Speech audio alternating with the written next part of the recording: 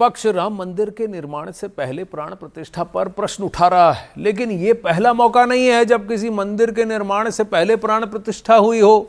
सोमनाथ मंदिर में शिवलिंग की भी प्राण प्रतिष्ठा मंदिर के पूरी तरह निर्माण से पहले हो चुकी है। सोमनाथ मंदिर के शिलान्यास, शिवलिंग की प्राण प्रतिष्ठा से लेकर इसके निर्माण की पूरी जानकारी सोमनाथ ट्रस्ट द्वारा प्रकाशित एक पुस्तक प्रभास तीर्थ दर्शन सोमनाथ में दी गई है।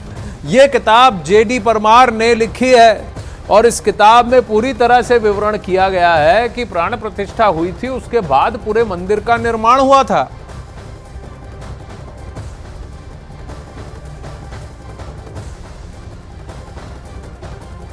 चलिए अब आपको विस्तार से बताते हैं कि सोमनाथ ट्रस्ट की प्रकाशित किताब में लिखा क्या है। 13 नवंबर 1947 को सरदार पटेल ने मंदिर निर्माण को लेकर प्रतिज्ञा की थी। फिर मंदिर निर्माण की जिम्मेदारी केएम मुंशी जी को सौंपी गई थी। पटेल जी नहीं होते तो सोमनाथ मंदिर का पुनर्निर्माण तो हो ही नहीं पाता। 8 मई 1950 को सोमनाथ मंदिर का शिलान्यास हुआ। पहले पत्थर से फर्श बनाकर गर्भगृह बनाया गया। 11 मई 1951 को तत्कालीन राष्ट्रपति राजेंद्र प्रसाद जी ने शिवलिंग की प्राण प्रतिष्ठा की थी। 108 तीर्थ स्थानों के जल से शिवलिंग का जलाभिषेक किया गया था। 13 मई 1965 में सभा मंडप शिखर के निर्माण के बाद कलश प्रतिष्ठा हुई थी।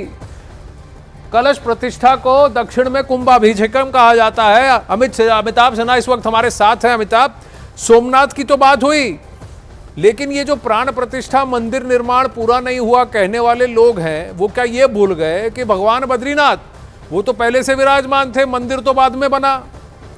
और बिना मंदिर के प्राण प्रतिष्ठा तो स्वयं राजा रामचंद्र ने किया था जब भगवान शिव की शिवलिंग की प्राण प्रतिष्ठा की थी। उन्होंने कहा रामेश्वरम में, लंका जाने से पहले।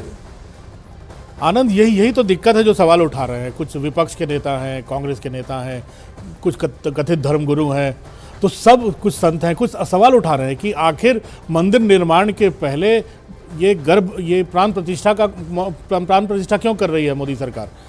ऐसे में ये पुस्तक उसको सीधा सीधा जवाब दे रही है कि नवंबर 8 मई 1950 को जिस सोमनाथ मंदिर का शिलान्यास किया गया और उस 11 मई 1951 को वहां पर प्राण प्रतिष्ठा की गई।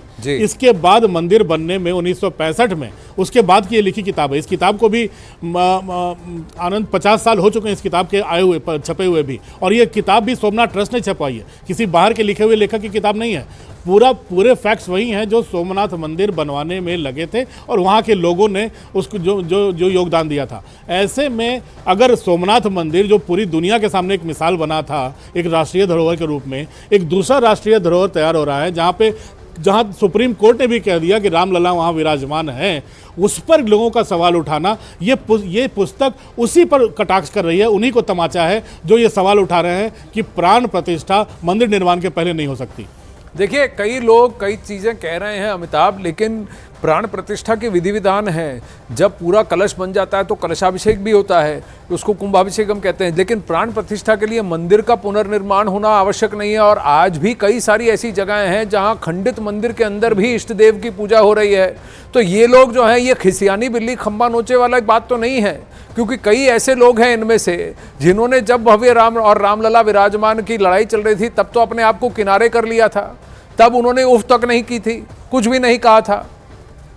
अरे आनंद, यही तो दिक्कत है। पहले आपने पहले मंदिर बनाने का विरोध किया, अब मंदिर बनने की शुरुआत हो गई है, कोर्ट ने कह दिया है, सरकार लग गई है, पूरी दुनिया के राम भक्त लग गए हैं। अब ऐसे में सवाल उठा रहे हैं कि अब प्राण प्रतिष्ठा क्यों पहले हो रही है। तो सवाल उठाने वाले सवाल उठा रहे हैं, लेकिन आनंद, 100 बात की एक बात यही है कि पूरे देश भर से जिस तरह से राम भक्त अयोध्या जाने को तैयार बैठे हैं, जिस लेवल पे जिसकी तैयारी हो रही है ना, मुझे लगता है जो पूरी दुनिया में संदेश जाएगा इसमें सबसे अच्छी बात यह है अमिताभ कि प्राण प्रतिष्ठा के बारे में यही तो सनातन प्रथा की बात है कि तर्क होता है, और तर्क में आप एक दूसरे के बारे में अलग अलग आक्षेप उठाते हैं और फिर उसको कन्विंस करते हैं। लेकिन सबसे बड़ी बात है कि मतभेद हो सकता है, मनभेद नहीं है कि रामलला विराजमान होने चाहिए कि नहीं होने चाहिए।